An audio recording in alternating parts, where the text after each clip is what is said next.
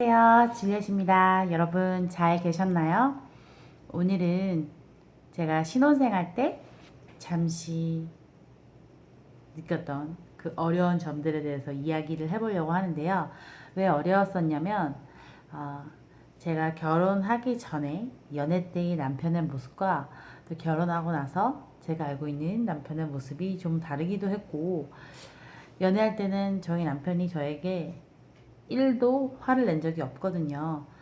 근데도 같이 살고 함께 생활하다 보니 제가 가진 습관들이 남편에게 방해가 되거나 어려움을 초래를 했겠죠.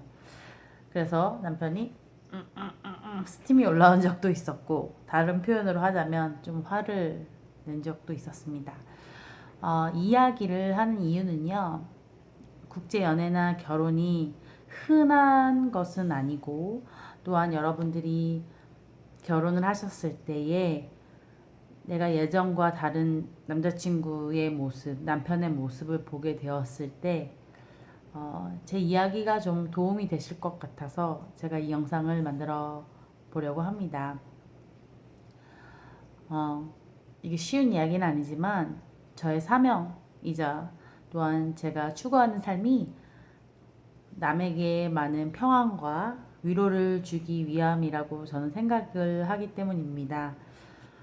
국제 결혼하신 분들은 주변에 많은 국제 결혼하신 분들이 없기 때문에 내가 어디에다가 무엇을 호소해야 될지, 어떤 어려운 점을 이야기해야 될지 잘 찾기 힘드실 거라고 생각을 합니다.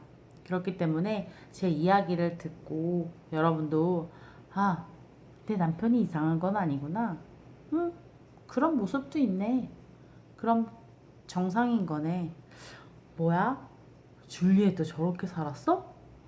다 똑같이 살아가는구나. 라고 하면서 여러분들이 내 남편이 미친놈이 아니라는 거를 한 번 더 알려드리고자 제가 이 영상을 만듭니다. 물론 남편을 좀 팔아야겠죠. 네, 오늘은 500원. 네, 신혼 초 남편이 화냈던 세 가지 점이 있습니다. 첫 번째는요, 한국에서 사신 분들은 수능 세대를 다 치렀기 때문에 이거에 대해서 이해를 하실 것 같은데요.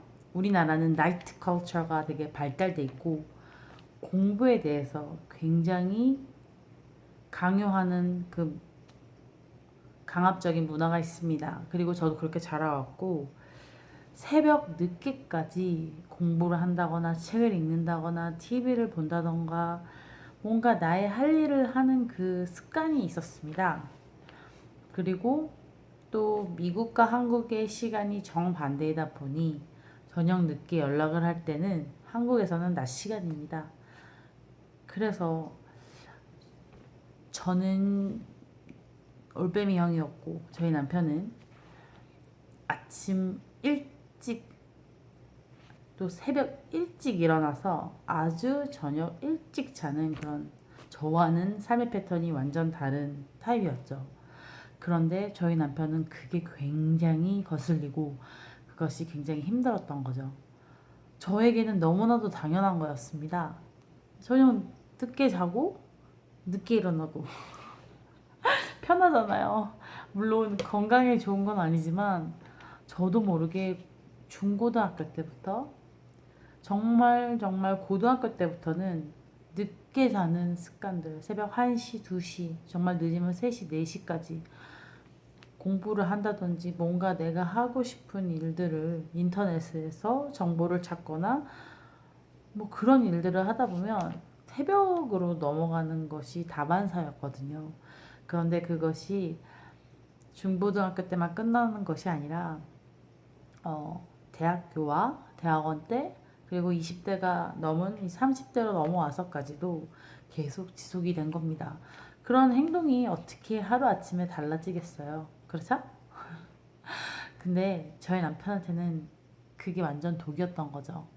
군인들은 정말 일찍 일어나야 되잖아요. 새벽 4시 50분, 5시, 5분, 5시 10분, 5시 15분.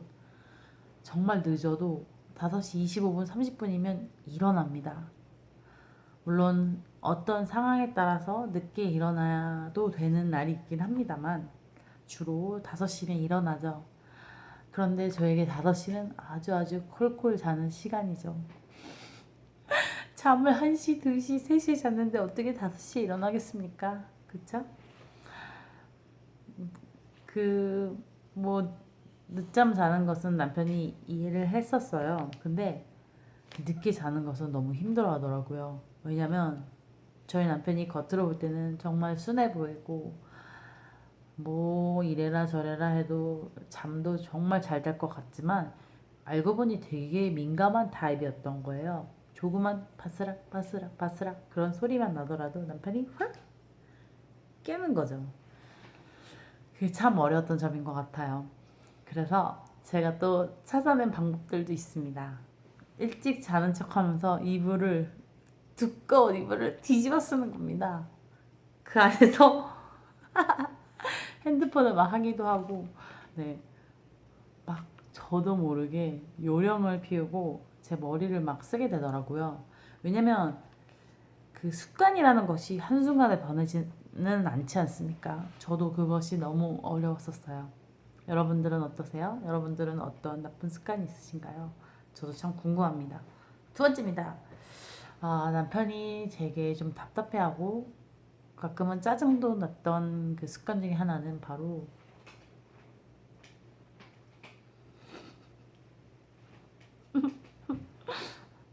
네, 저는 토끼가 아닙니다. 저는 거북입니다. 제가 되게 느릿느릿한 거죠, 행동이. 저는 가족력 때문에 병원에 가야 될 일이 참 많은데요.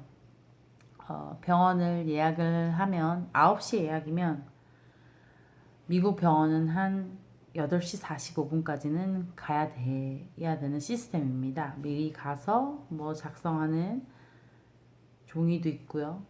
뭐 등등 몸무게도 재고 또 혈압도 재고 뭐 많은 일들을 하잖아요. 그러면 어쨌든 미리 가야 되는데 또 남편이 직업상 군인이다 보니 굉장히 서두르는 겁니다. 시계 1분 1초 이 총각을 다투는 겁니다. 그런데 그 병원뿐만 아니라 어디 모임에 갈 때도 그렇고 미리 가는 겁니다. 만약에 뭐 베이비 샤워가 4시에 있다면 이 아저씨는 3시까지 가려고 하는 겁니다. 그러다 보니 닥달을 하는 거죠. 예를 들어서 병원 9시, 그 예약이 9시였다면 아까 그 상황으로 돌아가 볼게요. 여기에서 병원까지 가는 데는 30분이 걸립니다. 그렇기 때문에 적어도 뭐 8시 15분에는 출발해야 될 거잖아요. 근데 그 전부터 미리 연락을 하고 그 전날부터 미리 저에게 통보를 합니다. 여보, 8시에 준비 다 돼 있어야 돼요. 8시에. 8시 준비 다 돼 있어야 됩니다. 그럼 저도 긴장을 해서 막 준비를 하고 빨리빨리 서두르려고 하죠. 그런데 아침 시간 같은 경우에는 저도 모르게 쿨쿨 자는 경우가 있습니다. 그러면 저를 픽업하러 온 남편이 난리가 나는 거죠. 아니, 아직까지 자고 있어요. 지금 뭐 하는 겁니까? 네. 이런 일들이 좀 있었습니다. 그리고 여자들은 준비하는데 시간이 오래 걸리지 않습니까? 근데 남자들은 따다다다 뭐 할 게 없잖아요. 촉촉 뭐 스킨 턱턱 뭐 저희 남편 같은 경우에 스킨도 안 바릅니다. 여러분도 공감하실지는 모르겠지만 이 외국 남편들이 뭐 이렇게 또 군인들이 얼굴에 덕지덕지 바르지 않습니다. 그래서 금방금방 끝나요. 티셔츠 한 장 쑥 입고 바지 싹 입으면 끝나지만 여자들은 아기도 챙겨야 되지, 아기 옷 입히지, 물병 챙겨야 되지, 또 가는 길에 배고플 테니까 뭐 바나나든 과자든 아기가 먹을 수 있는 간식을 챙기기도 하고, 또한 저도 물을 싸가거든요. 물도 하나 챙기고, 또 화장도 할 수 있고요. 등등 뭐 체크도 해야 됩니다. 문은 잠겼는지, 불은 꺼졌는지, 선풍기는 켜졌는지, 뭐 각종 체크해야 될 게 많은데, 남자들 입장은 그렇지 않은 거죠. 막 서두르는 겁니다. 빨리 빨리 빨리 빨리 빨리 지금 가야 돼요. 우리 출발할 거예요. 5분 안에 출발합니다. 그런데 너무 웃긴 것은 제가 연애 때는 이런 점을 하나도 몰랐다는 거예요. 항상 느긋했고, 늦어도 돼요. 천천히 조심히 와요. 항상 이랬기 때문에 제가 지금의 이 모습은 절대로 상상할 수가 없었습니다. 네, 너무 웃겨요. 마지막 세 번째입니다. 세 번째는요, 여러분도 많이 하시는 것 중에 하나인데요. 바로 핸드폰 만지기죠. 정말 이 핸드폰 하나에 모든 정보가 들어있잖아요. 은행, 또 친구들 연락처, 그리고 채팅창, 뭐 페이스북, 인스타그램, 뭐 카카오톡 그 모든 것들이 다 들어가 있습니다. 그리고 여러분들이 뭐 연예인 뉴스나 지금 보시는 유튜브나 뭐 어떤 정보를 찾아볼 때도 네이버 정보, 블로그, 어디로 여행을 간다, 아니면 어디에서 밥을 먹을까 검색할 때도 다 핸드폰으로 검색을 합니다. 그러다 보면 핸드폰에 할애하는 시간이 많잖아요. 그것 때문에 남편이 완전 이렇게 되신 적이 많았었죠. 미안해요, 여보. 당신 500원에 팔았어요. 이게 보기가 싫었던 거죠. 왜냐면 남편이 새벽 5시에 가서 일어나서 출근하고 나서 집에 오면 5시인데 거의 12시간 이상을 직장에서 보내고 오죠. 빠르면 5시에 오고요. 더 빠르게 올 때도 있지만 주로 5시에, 6시에 옵니다. 그러면 그 시간 동안에는 뭐를 했길래 왜 내가 있을 때 이 핸드폰을 만지작거리나 하는 거죠.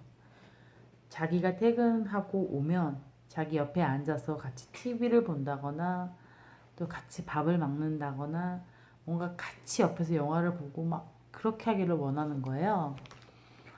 그래서 참 그것을 이해시키느라고 또 그것 때문에 많이 이야기를 많이 들은 것 같아요. 물론 저도 이 항변을 합니다.